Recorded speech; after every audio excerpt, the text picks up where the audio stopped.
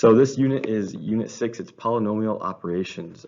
We are going to be adding, subtracting, and multiplying polynomials. So that's the term that you probably are least familiar with out of those. Hopefully you know how to add, subtract, multiply at this point.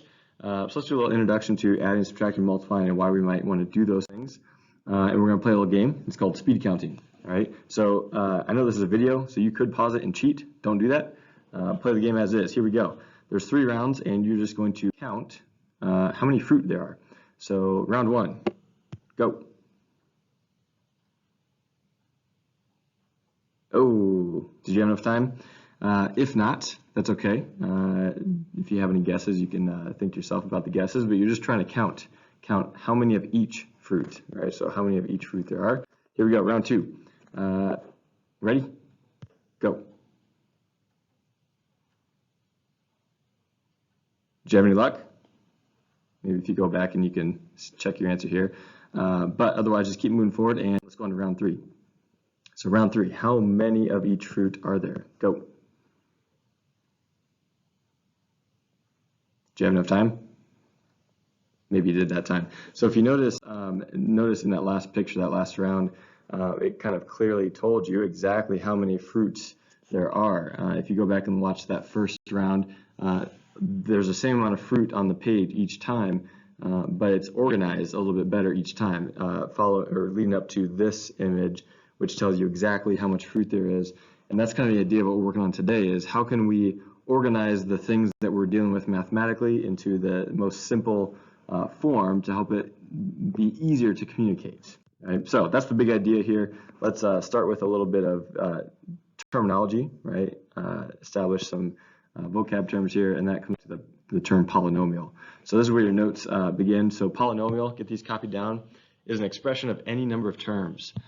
A monomial, right? So polynomial is kind of the general term. Monomial is a more specific type of polynomial, and it has one term. And here are a couple examples. Notice these monomials, they all have one term. Notice this one, the y has a little 1 there. You could write it in. Notice this one, this is a monomial. It looks like it has a lot of different things going on, but this is all one term. Here's an image to help you remember monomial, right? Remember the root word mono, not the sickness, right? So mono meaning one wheel. Binomial, if you had to guess, you guessed correct, right? 2 terms. So here's some examples of binomials, right? So think about the difference. The difference between a monomial and a binomial is right here. You can see there's some addition specifically in these cases. There's an addition sign between the 2 terms. So for example, negative 2x is a monomial and positive 1 is a monomial. When you put them together, you get a binomial. Same thing with 5xy and z squared. Take those 2 things individually, they're monomials. Put them together with an addition or subtraction sign, and they're binomials. And of course, bicycle, right? 2 wheels. And trinomial, if you had to guess, right? 3 terms. And then here are a couple examples of a trinomial, which again, it looks like in that second one, each term has quite a bit going on in it, but those are 3 monomials put together to create a trinomial. And again, it comes down to the sign that is connecting those terms, that is between.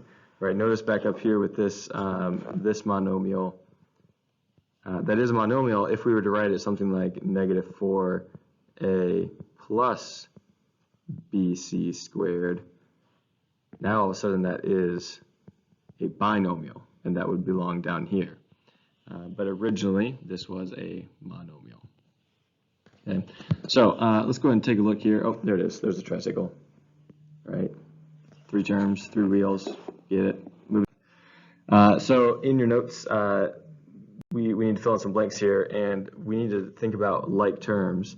And you have seen, and we've dealt with like terms before today, but we've only looked for like terms as they have the same variable, right? So like terms are things that have the same variable. Well, yes, but they also have the same exponent, and that's something that we hadn't really focused on yet. But they have the same variables and the same exponents. So if you notice in each of these tables here, we have sets of like terms, and you can make up your own to complete the last box in each of those. So for example, mine is 13x. For that second box, that second column, notice none of those have variables. So as long as you write a number that doesn't have a variable, it's like term. In the third column, notice the exponent, the variable is y and the exponent is a squared. So you need to make sure your term has a y squared in it.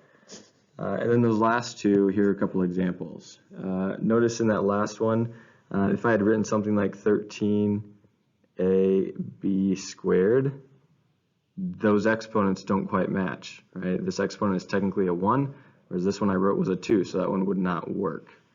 Okay. Just going back real quick to highlight in that first column, the green column, the variable x actually has an exponent, and it's an exponent of 1. So since it's not written there, it's like another one of those hidden ones, right? If it's not written there, then there is a 1 there. We just don't write it because we're assuming that it is as we imagine, right? It's a 1. Okay. So let's keep moving here, and I want you to take a moment and pause the video and go through each column. This time they are going horizontally. So in column A, find the thing that is not like the other. So find the term that is not a like term. Okay, so check your work in each of these cases. Those are the terms that are not like terms. Again, they have to have the same variables, but also the same exponents. So like in C, the exponents are 2 instead of a 1, like they are in the rest. Okay, so just be careful. Have to have the same variable, the same exponent, and then that makes them like terms.